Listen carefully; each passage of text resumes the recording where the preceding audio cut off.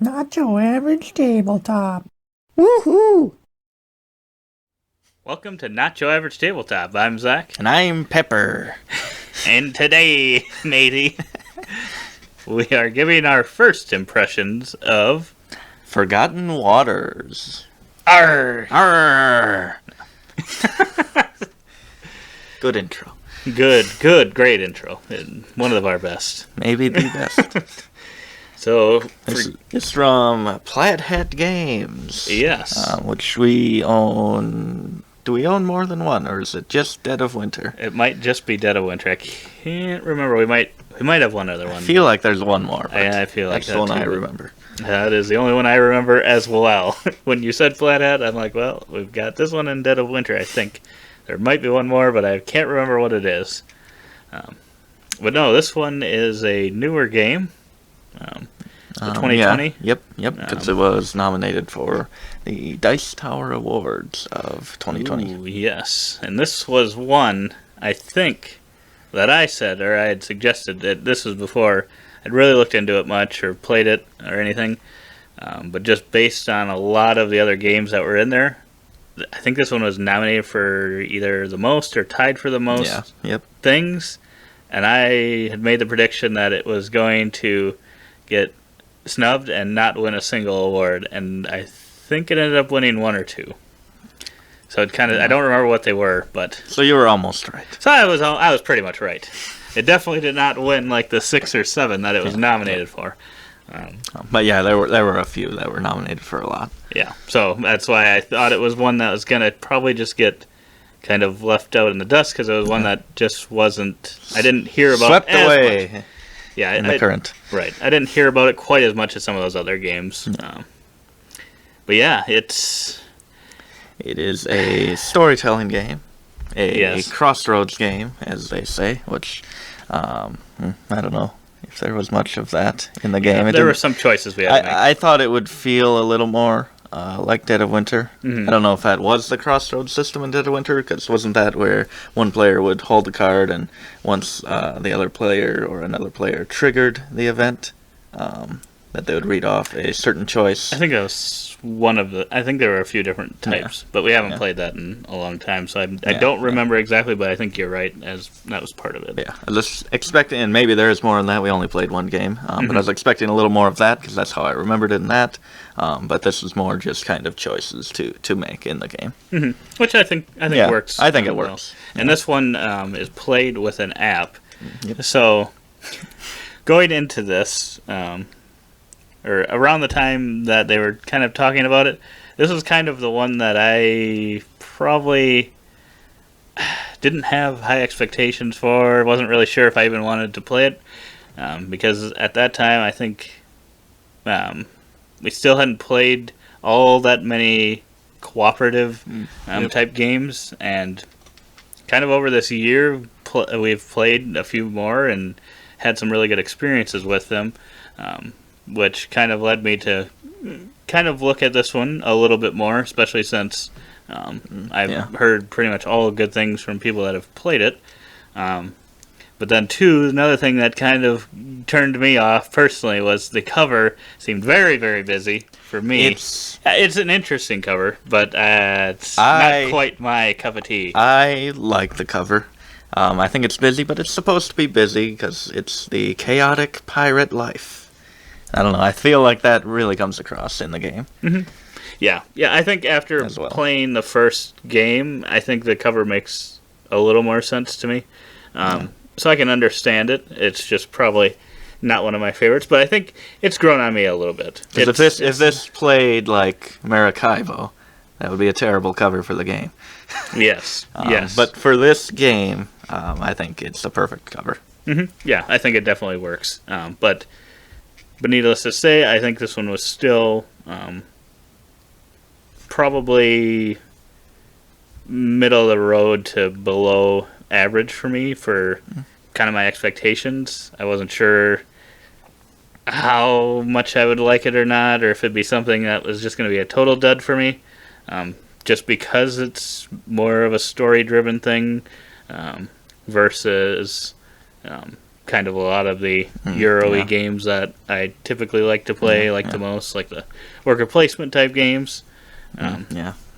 So it's not quite the first thing that if you kind of just briefly described to me, showed me and described to me 10 different games, if you described kind of what this one had in it, it probably, assuming one of the other ones sounded more Euro-y, probably would not be one of my first choices. Yeah. I would probably agree. Not about siding towards Euro, but it was one that I didn't think would really be our style, or my style, or your style. Because this one seems that we have story-driven games, and we've played Clank, where it injects a lot of story into there. Clank Legacy. Clank Legacy, yep. Even the normal base game Clank has a decent thematic. The theme comes through. Sort of. But this one seemed to be just almost pure story, like a lot more than any other game we had even played. And again, we haven't played that many. But Do you think it'd be? Were you thinking it'd be kind of similar to that one they talk about? No, what's the one that we have? The other app-driven one, or is it on your phone?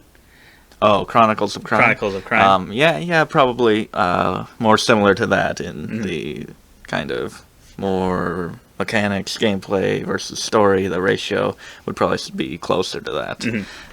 And I thought it'd be very thematic, but then when I saw pictures kind of the components and board, and I saw a lot of kind of sheets of paper, and it didn't really look like that much of a table presence, because I'm like, oh, so you're just checking off, we're here, we're here, and I'm like, that for being so thematic, it didn't look like it was actually going to come across on the table, which brought it down even more. Right, when you see a lot of the stuff in there outside of the storybook itself, it looks very D&D, because you've got the die that you're rolling, and then kind of have your character sheet and like a ship log. And then kind of the board is just kind of hex spaces, and then you kind of go through kind those. Of a plain light blue, where you kind of put hexes on, and the hexes have artwork on them as well.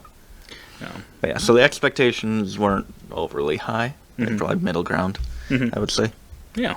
So we ended up kind of rolling dice to determine which game to play the other night, and we rolled Forgotten Waters. Yes. And I think our reaction was the same.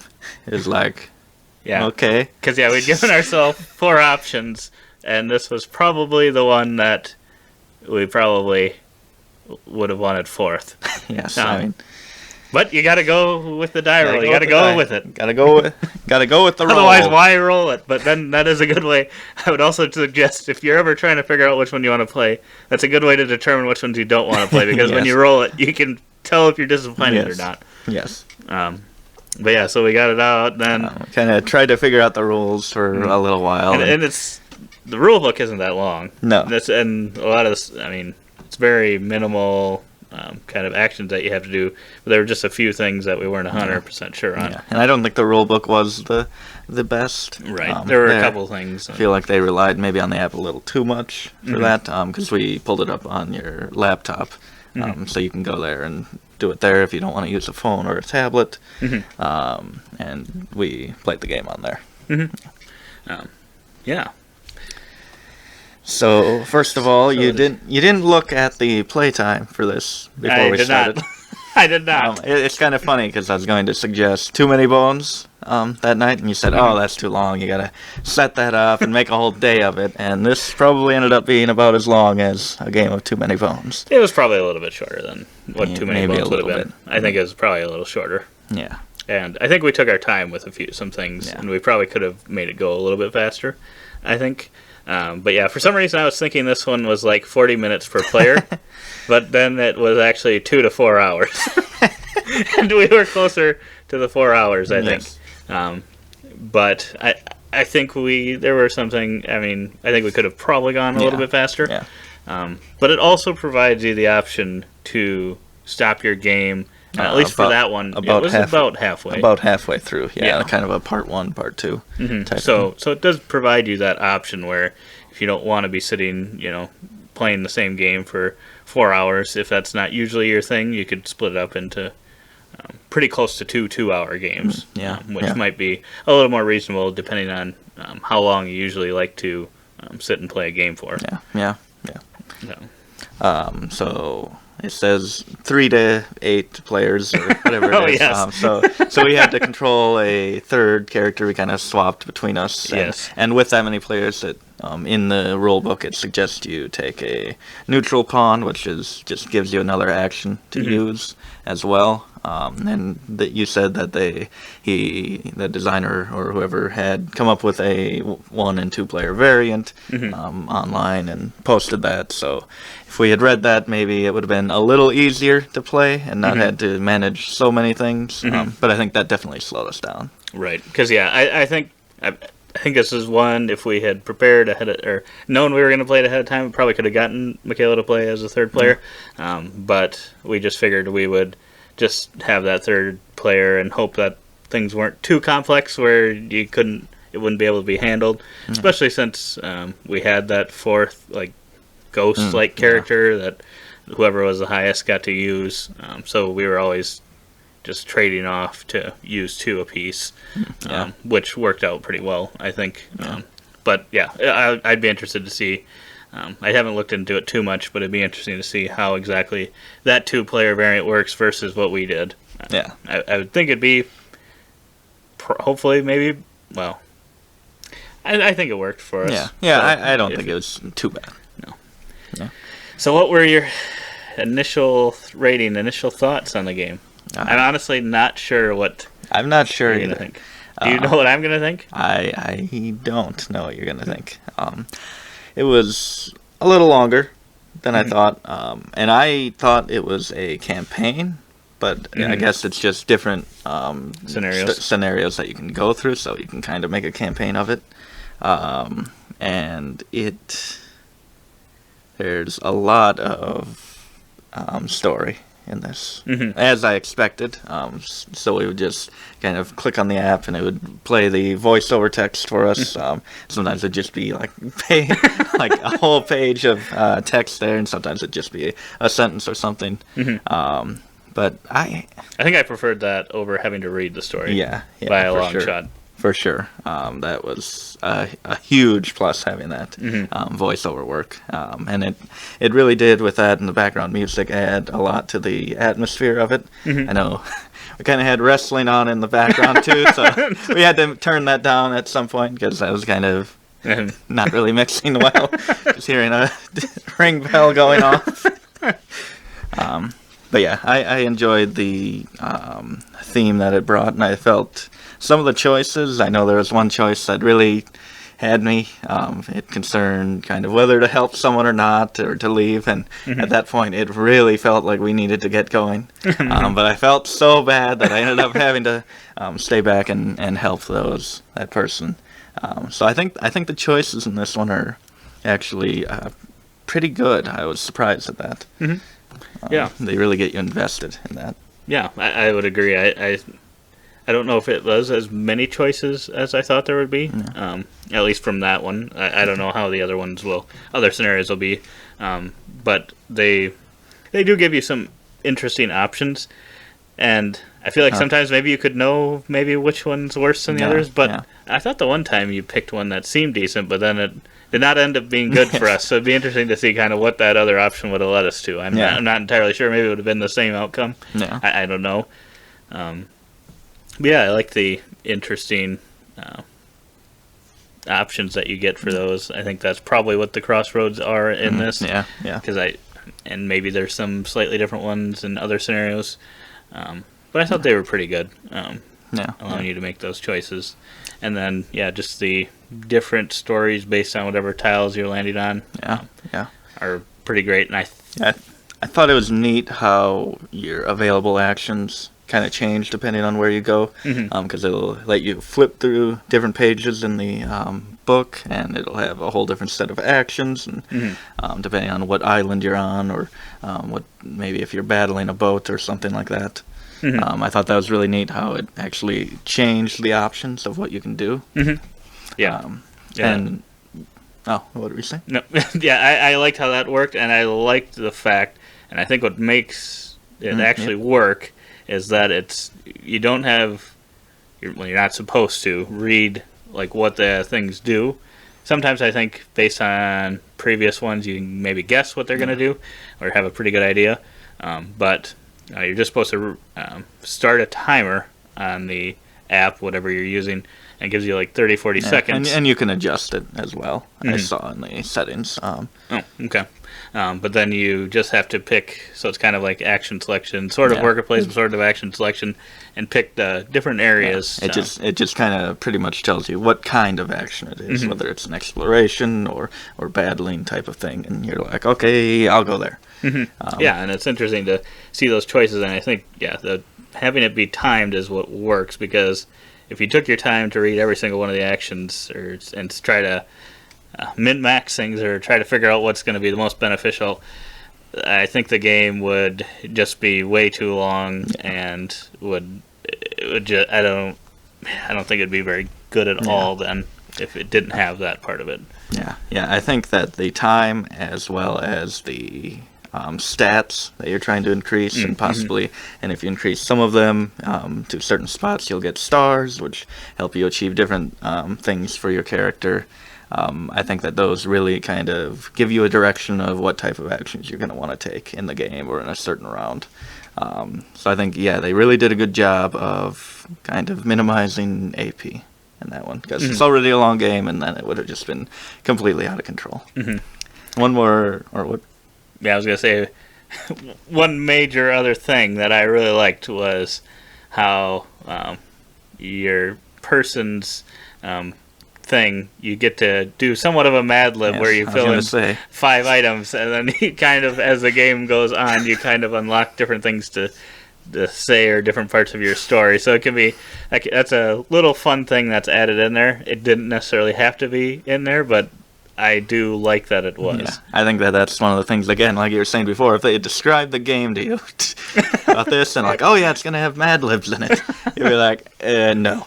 But I think that really fit with the game, and I think just overall, I think the comedy in this game is really good, or at least up my alley. I found a lot of the Mad Libs and stuff. I know we had John Cena and Tom Brady in there. So that was hilarious whenever those would come up, and as well, even the voiceovers are just really funny. The way they deliver some lines and the situations they're in, I really enjoyed it. Yeah, I would totally agree on that. I think the humor in this game is pretty much spot on for my type of humor. Yeah. So what was your initial rating? So with that, I think this one's going to fall maybe a 7.75. I enjoyed it a lot more than I thought. I think mainly because of that humor, and I think that helps you get invested in the game as well. Well, you might be shocked at my rating, because I think I'm going to give it a 9 or a 9.5. Oh my god. It just went way beyond my expectations. Oh my gosh. Goosebumps. I do worry that it could get repetitive. I'm not 100% sure if that happens or not, because the pages are limited and the tiles are limited. I'm not exactly 100% sure how that will play out, but this was... I know at one point earlier this year, or maybe last year, I was looking for like a pirate-themed game, and I think this one totally worked for that. Totally was what I was looking for. I mean, I might want one that's also more Euro-y, but for a story-driven game, this is about, I think, as good as you're going to get. I think. And it's just so much different than a lot of the other games, and the app is just, or having that app and the voiceovers and stuff, I think just bring it all together as one really, really great experience. I just did not expect to like it as much as I did. Wow. I am shocked. I would have never guessed that I'd like it that much. And like I said, it might get samey, but I wanted to play it right away. It did not feel to me like it was that long. Yeah. There was something about it that didn't feel long, even though it had been that long. Yeah. I feel like it did go along at a good pace. Mm-hmm. Wow. But yeah, so definitely if you are looking for a pirate-themed game and you're fine with it being mainly story with a little bit of... get some dice rolling and mitigation in there. Yeah. It has a little bit of the D&D type vibe. If you're looking for something like that that's more piratey theme, I would highly recommend this one. Personally. I would recommend it too. Not as highly as you, but I would recommend it. But no, even if it looks like it's something that you're not gonna like, you may like it, and you may like it a lot. I'm not 100% sure, but I would think if you're looking for that pirate theme, I think you'll get it from this one. I'm just shook. If you like the video, definitely give us a thumbs up. Possibly think of subscribing. and if you don't walk the plank, gotta get one of those in there. That is true. You gotta walk the plank if you don't subscribe. But no, otherwise we appreciate you watching. And as always, don't forget to keep on nibbling on our content.